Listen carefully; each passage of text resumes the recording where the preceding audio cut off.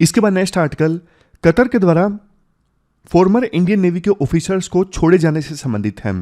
आप देखो GS paper second के इस टॉपिक से आर्टिकल को रिलेट कर सकते हो। देखो पिछले साल की एक घटना है, कतर की एक कोर्ट के द्वारा 8 फॉर्मर इंडियन नेवी के ऑफिसर्स को डेथ सेंटेंस दी गई थी। काफी ज्यादा हैरानी हुई थी, ना सिर्फ भारत सरकार को बल्कि भारत की जनता को भी। ऐसे कैसे, आरोप लगा था इन पर कि इन्होंने थर्ड कंट्री के लिए, नाम आया था इजराइल का, कि इन 8 फॉर्मर इंडियन नेवी के ऑफिसर्स के द्वारा इजराइल के लिए जासूसी की गई कतर में। बाद में देखो अपील फाइल की गई और अपील में ना कन्विक्शन को तो अपहोल्ड किया गया था, लेकिन डेथ सेंटेंस को कम्यूट कर दिया गया था लाइफ इंप्रिजनमेंट में। मतलब जब अपील फाइल की गई तो कोर्ट ने कहा भाई तुमने अपराध तो किया है, सीधी सी बात है, तुम अपराधी हो, लेकिन हाँ दया करते हुए हम तुम्हें फांसी की सजा नहीं देंगे, तुम्हें उम्र कैद की सजा सुनाते हैं। लेकिन अब एक्सटर्नल अफेयर मिनिस्ट्री ने यह अनाउंस किया कि कतर ने इन ऑफिसर्स को छोड़ दिया है और 7 ऑफिसर तो इंडिया में भी आ चुके हैं, एक को छोड़ के 8वां जो है वो इंडिया नहीं आया है। लेकिन एक्सटर्नल अफेयर मिनिस्ट्री ने इनकी रिहाई की अनाउंसमेंट की, जो कि इंडिया के लिए देखो काफी अच्छी खबर है। राइटर ना इस आर्टिकल में इंडियन गवर्नमेंट की अप्रोच की काफी तारीफ करते हैं। राइटर बोलते हैं इंडिया ने देखो क्वाइट डिप्लोमेसी का सहारा लिया। क्वाइट डिप्लोमेसी मतलब चुपचाप कतर से बात की, कतर के लीगल सिस्टम की रिस्पेक्ट की। मतलब अपील फाइल की गई थी ना, तो उसमें इंडियन गवर्नमेंट ने इन फॉर्मर नेवी ऑफिसर्स की मदद की थी। कोई पब्लिक स्टेटमेंट नहीं दी कतर के अगेंस्ट, जैसे देखो कनाडा के केस में हुआ। कनाडा के केस में तो इंडिया ने एग्रेसिव स्टैंड ले दिया था कनाडा के अगेंस्ट कि ये तो रिडिकुलस है। लेकिन इस बार कतर के केस में इंडिया ने कोई नाच तमाशा नहीं किया पब्लिक में। नाच तमाशा मतलब हु अल्लाह नहीं मचाया, मार देंगे फाड़ देंगे कतर को, ऐसी मतलब कुछ नहीं। चुपचाप इंडिया ने रिस्पेक्ट शो की कतर के लीगल सिस्टम की और चुपचाप क्वाइट डिप्लोमेसी का इस्तेमाल किया, यानी बातचीत की। दुबई में प्रधानमंत्री मोदी और कतर के जो शेख थे वो आपस में मिले थे और उसी का नतीजा है, क्वाइट डिप्लोमेसी का नतीजा है कि अब कतर ने इन नेवी ऑफिसर्स को छोड़ने का निर्णय लिया है। और देखो अभी प्रधानमंत्री मोदी यूएई की यात्रा पर गए हुए हैं। कतर में जाना उनका प्री प्लान नहीं था, बट एकदम से प्लान में शेड्यूल हुआ। अब प्रधानमंत्री मोदी कतर भी जाएंगे, शायद धन्यवाद करने के लिए कतर कहा कि आपने छोड़ दिया हमारे फॉर्मर नेवी ऑफिसर्स को। कतर और इंडिया के रिश्ते ना अच्छे रहे हैं काफी समय से। आज के समय में 8 लाख भारतीय मूल के लोग कतर में रह के काम कर रहे हैं और वहां पे जो वो पैसा कमाते हैं उसमें से कुछ पैसा इंडिया भी भेजते हैं, जिसे बोलते हैं रेमिटेंस।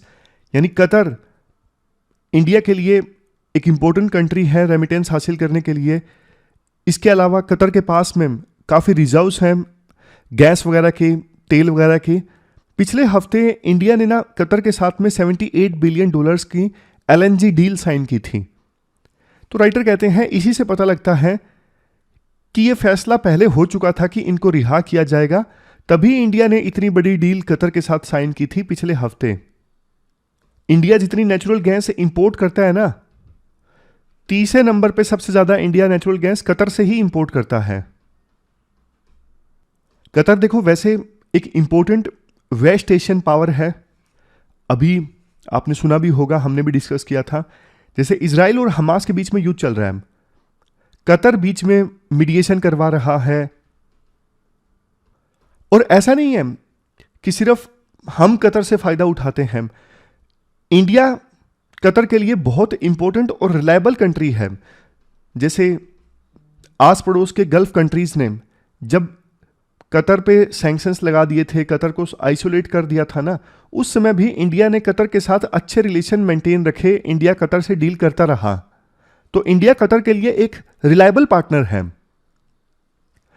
इसके बाद राइटर बोलते हैं देखो जैसे कुलभूषण जाधव का केस था, पाकिस्तान में बंद है कुलभूषण जाधव, पाकिस्तान ने इन पे आरोप लगाया है कि ये जासूसी करते पकड़े गए। तो उस समय India international court of justice में चला गया। लेकिन कतर का जब केस सामने आया ना, तो इंडिया ने कोई कोशिश नहीं की किसी इंटरनेशनल कोर्ट में जाने की। इंडिया ने कतर की कोर्ट के ही अगेंस्ट अपील फाइल करने में इंडियन नेवी के फॉर्मर ऑफिसर्स की मदद की और बातचीत स्टार्ट की कतर के सरकार के साथ में, और उसका सेटिस्फैक्ट्री रिजल्ट भी निकला। तो पॉइंट ये निकलता है लास्ट में कि बाकी देशों के साथ भी इंडिया को क्वाइट डिप्लोमेसी का सहारा लेना चाहिए, चाहे वो पाकिस्तान हो, चाहे वो चाइना हो या फिर कनाडा हो। क्वाइट डिप्लोमेसी देखो किसी भी देश की मेच्योरिटी को दर्शाता है कि वो देश कितना मेच्योर है, मतलब देश की फॉरेन पॉलिसी कितनी मेच्योर है। कनाडा की काफ़ी थू हुई थी, जैसे कनाडा ने खुले आम इंडिया पर आरोप लगाया कि देखो निज्जर की जो हत्या है वो इंडियन एजेंसीज ने करवाई है।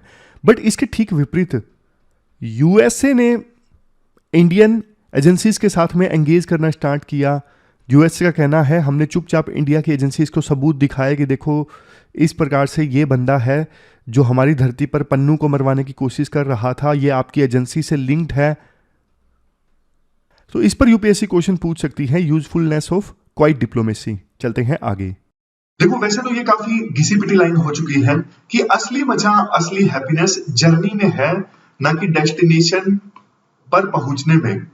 लेकिन देखो इसकी फिलोसफिकल डायमेंशन क्या है।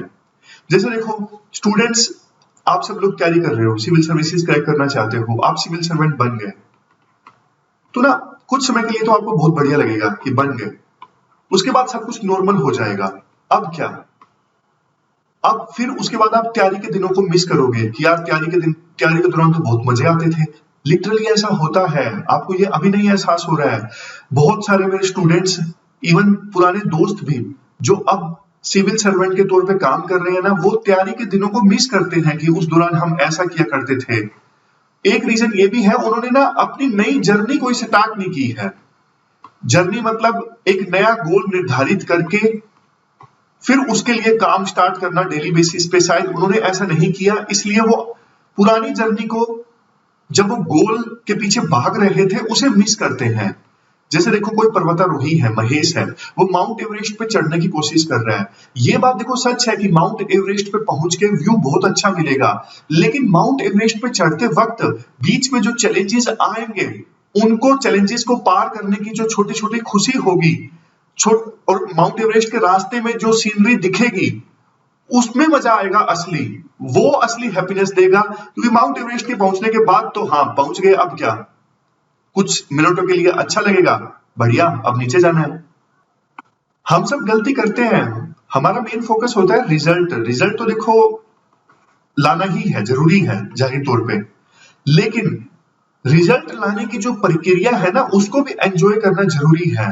उसको अगर हम एंजॉय नहीं करेंगे तो हमारा पैशन खत्म हो जाएगा, धीरे धीरे फिर डिप्रेसिव होने लगती है तैयारी। ऐसा नहीं होने देना है। तैयारी के दौरान छोटे छोटे टेस्ट में मार्क्स अच्छे आते हैं तो उसे भी एंजॉय करो। डेट आज की देखो 14 फरवरी है। इसी दिन काफी अनफॉर्चुनेट घटना हुई थी, पुलवामा में हमारे जवान शहीद हुए थे। उन मार्टियर्स को बहुत बहुत नमन। और आज प्यार मोहब्बत वाला भी दिन है, वो भी देखो जिंदगी की अहम जरूरत है। और आज कौन कौन से इश्यूज हम डिस्कस करेंगे। आज देखो हम ये इंडस्ट्रियलाइजेशन वाला आर्टिकल डिस्कस करेंगे। इंडस्ट्री लेड ग्रोथ हमारे देश में बहुत जरूरी है। राइट टू डिस्कनेक्ट इशू के बारे में डिस्कस करेंगे। ऑफिस आवर के बाद कोई कॉल नहीं, कोई मेल नहीं, कोई मैसेज का जवाब नहीं, ये राइट मिलना चाहिए एम्प्लॉइज को, उस पर चर्चा चल रही है ऑस्ट्रेलिया समेत कुछ यूरोपियन कंट्रीज में। और एक आर्टिकल हम डिस्कस करेंगे नाटो से संबंधित। चलिए स्टार्ट करते हैं। इसके बाद next article, why India needs deep industrialisation. आप जीएस पेपर 3 के इस टॉपिक से आर्टिकल को रिलेट कर सकते हो। अच्छा आर्टिकल है। देखो जब कोविड की महामारी आई ना, तो फिर विभिन्न देशों को यह समझ में आया कि यार जरूरी चीजों के लिए ना दूसरे देशों के ऊपर डिपेंड होना अच्छी बात नहीं है। जैसे चाइना के विभिन्न देशों के साथ में रिश्ते खराब थे, फॉर एग्जांपल ऑस्ट्रेलिया के साथ चाइना के रिश्ते खराब हो गए, तो चाइना ने ट्रेड को एक वेपन के तौर पे इस्तेमाल करना स्टार्ट कर दिया, हथियार के तौर पे। आप हमारी बात मानो, नहीं तो हम आपको ये चीज एक्सपोर्ट नहीं करेंगे। तो ना विभिन्न देशों ने इस प्रोग्राम पे काम करना स्टार्ट कर दिया कि भैया दूसरे देशों के ऊपर डिपेंडेंसी कम करो। जैसे इंडिया ने भी आत्मनिर्भर भारत कैंपेन लॉन्च किया कि हम ज्यादा से ज्यादा चीजें खुद से ही प्रोड्यूस करें। इन चीजों से ग्लोबलाइजेशन को एक धक्का लगा, ग्लोबलाइजेशन का तो मतलब ये है ना, free flow of ideas, products. तो ये चीजें ग्लोबलाइजेशन के अगेंस्ट थी। अब देखो, महामारी से इंडिया तो बाकी देशों के कंपैरिजन में जल्दी रिकवर कर गया। अब इंडिया ना एक फेज में एंटर कर चुका है, premature deindustrialisation. India में सिचुएशन पता है क्या है? एक तरफ देखो, महंगी महंगी गाड़ियां काफी बिक रही हैं, लग्जरी गाड़ियों की सेल बढ़ी है। दूसरी तरफ जो आम आदमी है वो देखो महंगाई से परेशान है, हाई फूड प्राइसेस से परेशान है, मतलब इनइक्वालिटीज बढ़ी हैं। ये किस चीज को दर्शाता है? एक तरफ 4-4 करोड़ की गाड़ियां बिक रही हैं बहुत ज्यादा, दूसरी तरफ आम जनता महंगाई से परेशान है। ये दर्शाता है इनइक्वालिटी को। मतलब कुछ ही लोग बहुत ज्यादा अमीर हो गए हैं जो ये महंगी महंगी गाड़ियां अफोर्ड कर पा रहे हैं, बाकी तो देखो आम जनता तो उनको तो फूड खरीदने के भी लाले हैं, समझे? इसी बीच ना रघुराम राजन और रोहित लांबा, इन्होंने ना बुक लिखी। ये बुक जो आप तस्वीर में देख रहे हो, इन्होंने ना अपनी बुक में फोकस किया है किस चीज पे? सर्विस ड्रिवन ग्रोथ पे, कि इंडिया में ना अब सर्विस सेक्टर जो है ना ग्रोथ लेके आएगा।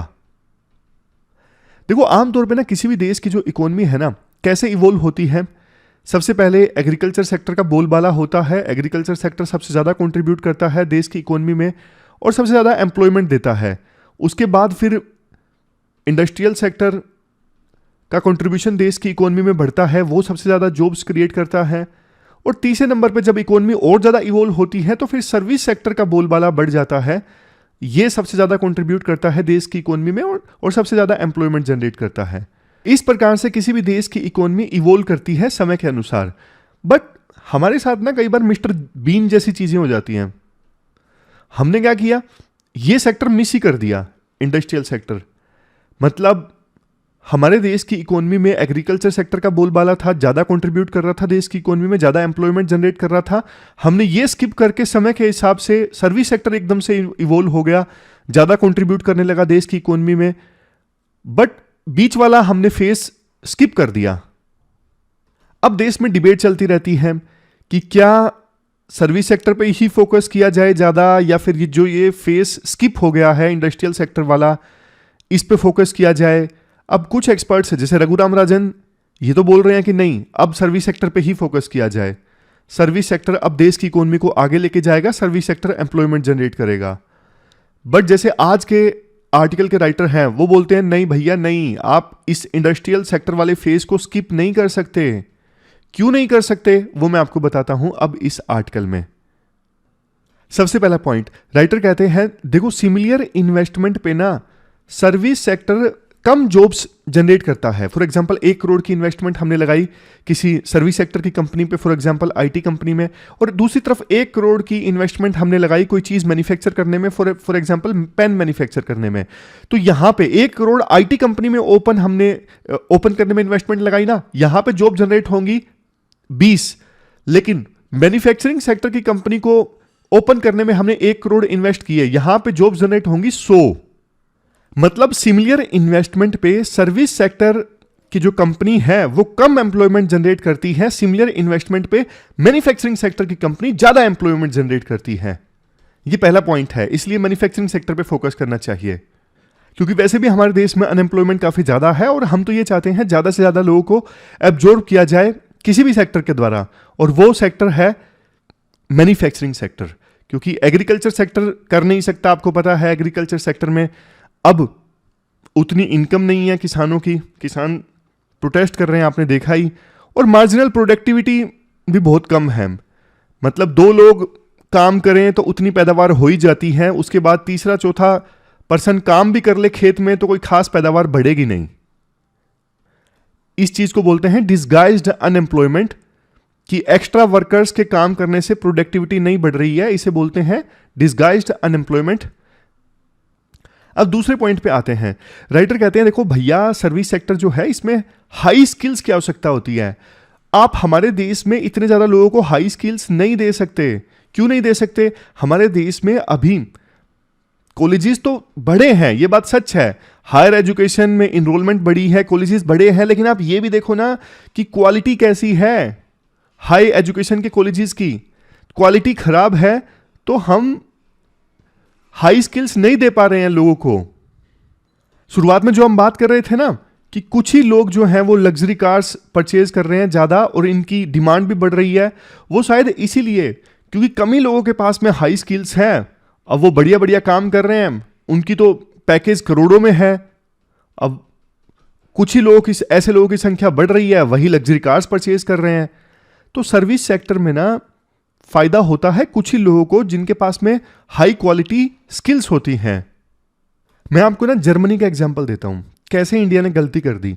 आज़ादी के बाद ना इंडिया ने आईआईटीज ओपन किया, आपको पता है, फायदा हुआ उन आईआईटीज से। लेकिन देखो इंडिया ने कुछ ही हायर एजुकेशन के कॉलेज तो ओपन किए, बट शुरुआत में इंडिया ने क्वालिटी मास एजुकेशन पे फोकस नहीं किया।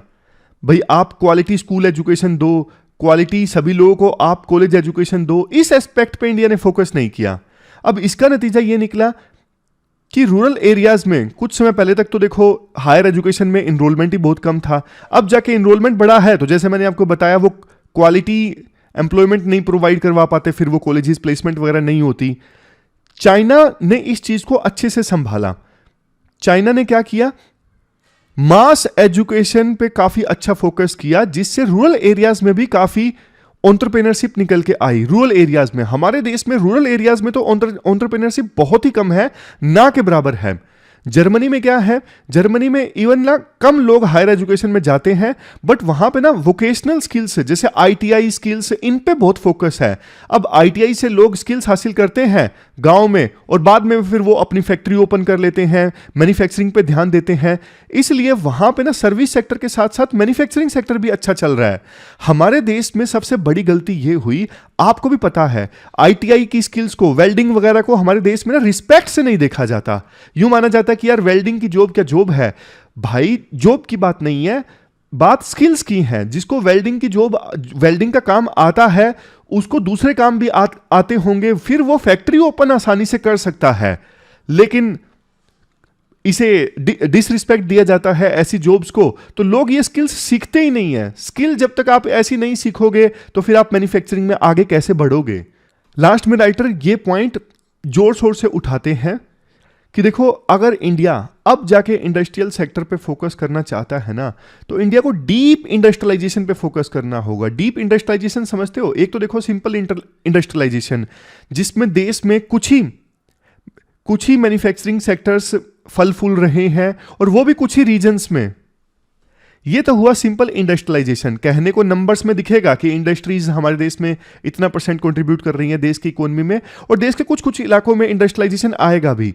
बट डीप इंडस्ट्रियलाइजेशन का मतलब ये होता है कि आप मास एजुकेशन प्रोवाइड करके, मास क्वालिटी एजुकेशन आप प्रोवाइड करके, और जो ये आईटीआई वाली स्किल्स नहीं होती, इनके बारे में ये भी क्वालिटी ढंग से प्रोवाइड करके, यानी वोकेशनल ट्रेनिंग पे भी फोकस करके, लोगों का जो इंटरेस्ट है ना वो जगाओ मैन्युफैक्चरिंग में। जब ये चीजें रूरल एरियाज में डिफ्यूज होंगी ना, वोकेशनल स्किल्स होंगी या फिर मास क्वालिटी वाली एजुकेशन होगी, जब ये चीजें रूरल एरियाज में डिफ्यूज होंगी तो रूरल एरियाज में इंडस्ट्रियलाइजेशन इमर्ज होके आएगा, जैसा कि चाइना में इमर्ज होके आया।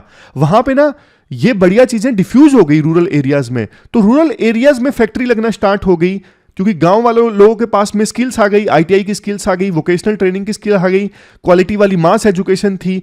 तो इन सब चीजों का ना चाइना में गांव वालों ने फायदा उठाया और गांव गांव में फैक्ट्रीज ओपन होना स्टार्ट हो गई इन स्किल्स की सहायता से। बट इंडिया में ऐसा नहीं हुआ, तो इंडिया में अब ऐसा करने की आवश्यकता है।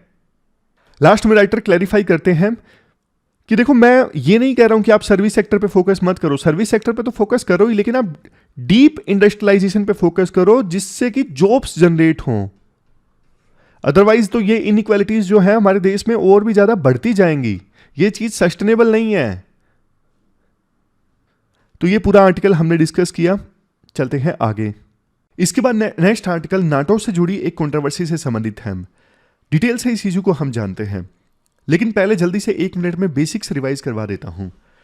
देखो जब कोल्ड वॉर स्टार्ट हुआ था ना, तो उस समय ना यूएसएसआर ज्यादा से ज्यादा यूरोपियन कंट्रीज में ना कम्युनिज्म को स्प्रेड करना चाहता था, और यूरोप के देश डर गए कि यूएसएसआर हमारे यहां पे भी कम्युनिस्ट गवर्नमेंट एस्टैब्लिश करवा देगा।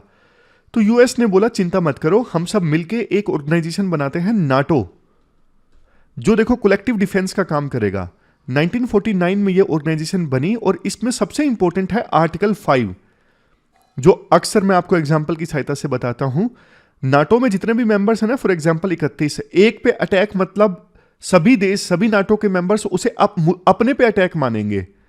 फॉर एग्जाम्पल नाटो में जर्मनी शामिल है, जर्मनी के ऊपर रशिया ने अटैक कर दिया तो नाटो के सभी मेंबर्स मानेंगे कि ये हम सब पे अटैक हुआ है 31 मेंबर्स पर, तो सभी के सभी 31 मेंबर्स मिलकर रशिया को जवाब देंगे।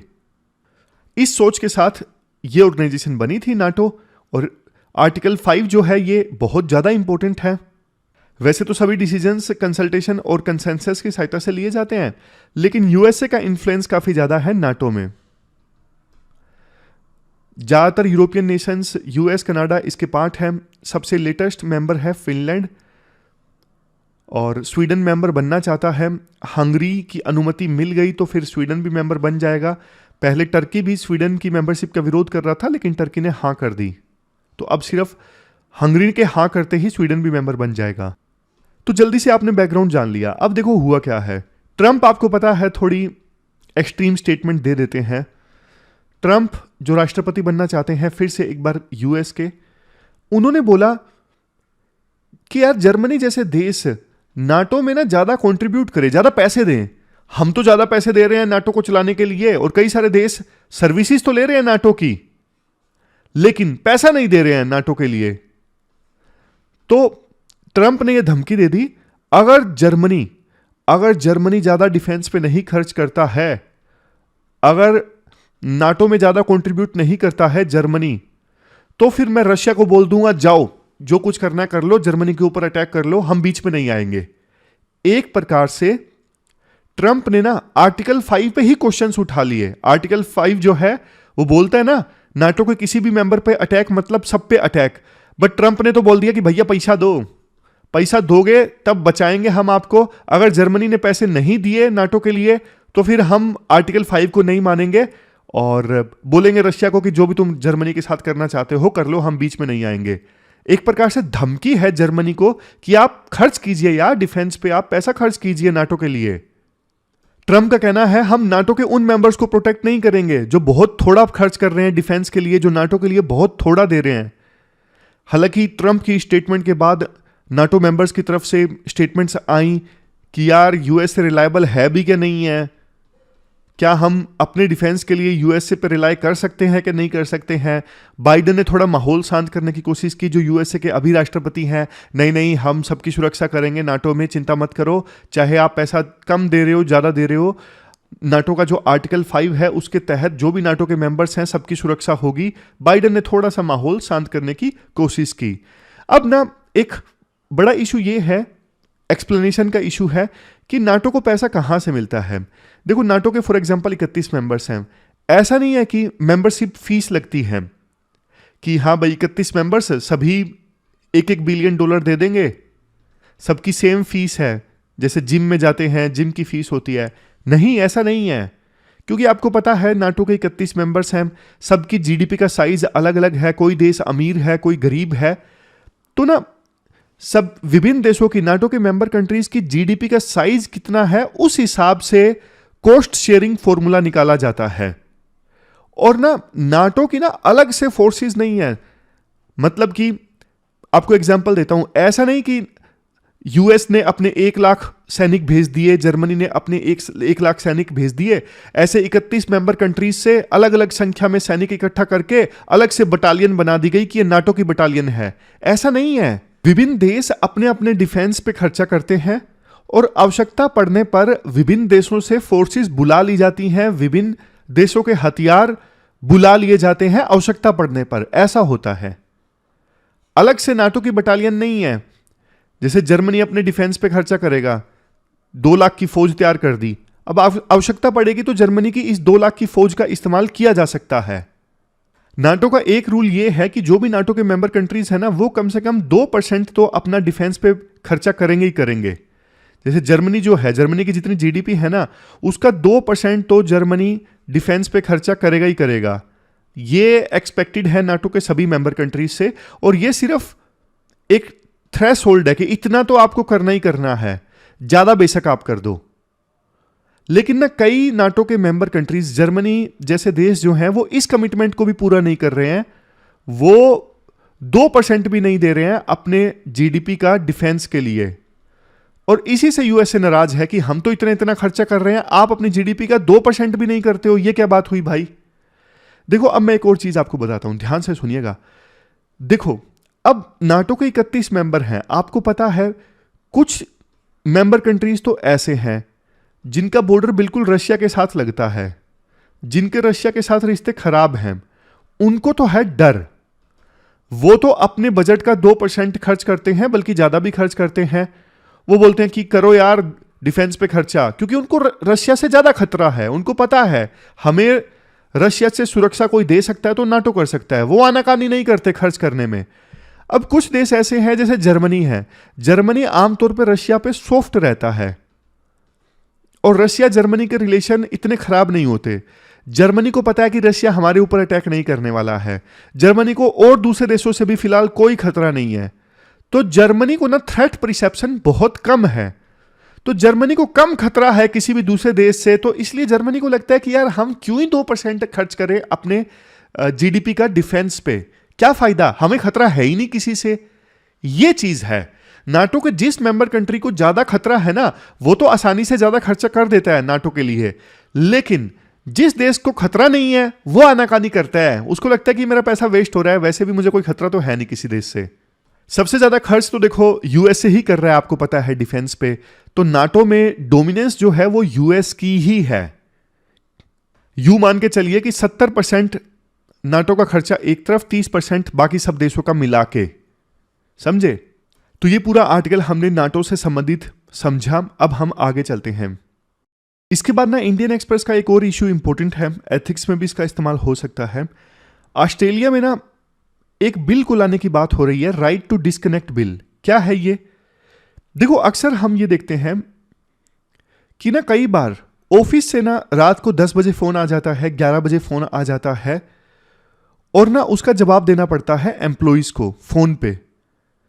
तो ना ऑस्ट्रेलिया में जब ये बिल पास हो जाएगा ना, तो फिर ना एम्प्लॉइज को अधिकार मिल जाएगा कि ऑफिस से फोन आता है वर्किंग आवर्स के बाद, तो ऑफिस वाले ना उस फोन को लेने से इनकार कर सकते हैं, मेल पे रिप्लाई करने से मना कर सकते हैं, अनटिल एंड अनलेस कोई बहुत ज्यादा अर्जेंट चीज नहीं है या फिर ओवर टाइम के पैसे दिए गए हैं।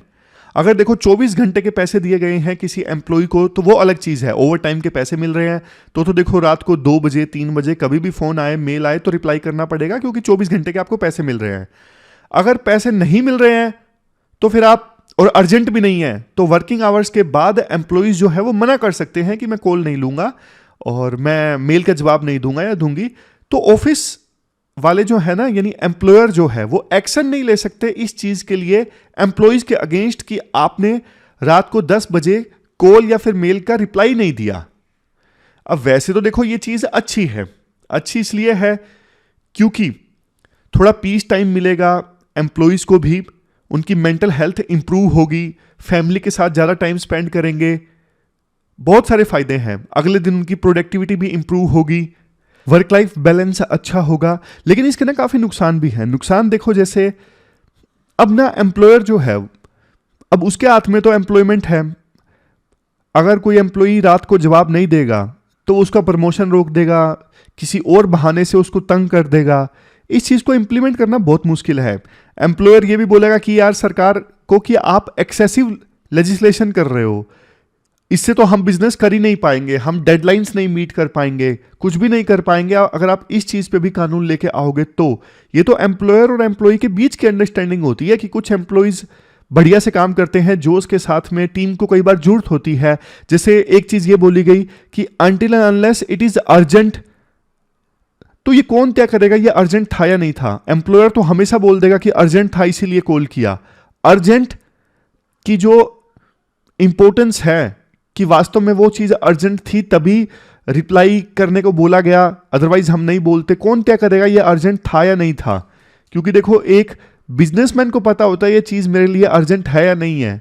तो बहुत सारे इश्यूज हैं इंप्लीमेंटेशन में। इंडिया में अभी कोई राइट टू डिस्कनेक्ट वाला इशू नहीं है, लेकिन यूरोपियन कंट्रीज में जहां पे वर्क लाइफ बैलेंस को काफी तवज्जो दी जाती है, वहां पे ये इशू काफी ज्यादा सुर्खियों में है। तो ये पूरा आर्टिकल हमने देख लिया राइट टू डिस्कनेक्ट से संबंधित। आप बताइए आपकी क्या राय है इसके ऊपर। लास्ट में क्वेश्चंस हम देख लेते हैं। मेंस के तो देखो ये 2 क्वेश्चंस आपको अटेम्प्ट करने हैं। पहला क्वेश्चन तो इंडस्ट्रियलाइजेशन से संबंधित है कि हमारे देश में ग्रास रूट लेवल पे जो इनोवेटिव इकोसिस्टम का होना जरूरी है इंडस्ट्रियल डेवलपमेंट के लिए, वो क्यों नहीं है? क्या इसके लिए सोशल हायरार्कीज रिस्पॉन्सिबल है? तो इस चीज़ को आपको क्रिटिकली एनालाइज करना है। इसके बाद अगला जो क्वेश्चन है वो राइट टू डिस्कनेक्ट से संबंधित है। क्या ऐसा कानून इंडिया में लाने की आवश्यकता है? क्या ये एम्प्लॉइज की वेलफेयर के लिए बेनिफिशियल होगा? क्या चैलेंजेस हैं? दोनों क्वेश्चंस का आंसर आपको 250 वर्ड्स में देना है। pwonlyas.com पे जाके आप क्वेश्चंस का आंसर दे सकते हो। ये नाटो से संबंधित क्वेश्चन है जो आपको अटेम्प्ट करना है। 2 स्टेटमेंट है नाटो के बारे में। NATO is military alliance established bye Washington treaty, पहली स्टेटमेंट। और दूसरी, नाटो ने कभी भी कलेक्टिव डिफेंस क्लास को इन्वोक नहीं किया है। बताओ, जो आर्टिकल 5 की हम बात कर रहे थे, क्या वो कभी नाटो ने इन्वोक किया या नहीं किया है? पहले वाला तो आप आंसर दे दोगे, पहली स्टेटमेंट तो सही है। दूसरी सही है या गलत है? दूसरी गलत है। यूएस के ऊपर हमला हुआ था तो तब किया था ना, कलेक्टिव डिफेंस क्लास को इन्वोक किया गया था। मतलब अफगानिस्तान में सभी नाटो के मेंबर कंट्रीज ने अपने अपने ट्रूप्स को भेजा था। तो इस क्वेश्चन का सही आंसर है ए, सेकंड स्टेटमेंट गलत है, फर्स्ट सही है। तो ये थी हमारी आज की डिस्कशन। कैसे लगी आपको डिस्कशन, आप कमेंट बॉक्स में बताइए। कल मिलते हैं फिर से एक नई डिस्कशन के साथ। तब तक के लिए आप अपना मस्त ख्याल रखिए, बढ़िया से पढ़िए। Thank you very much for discussion.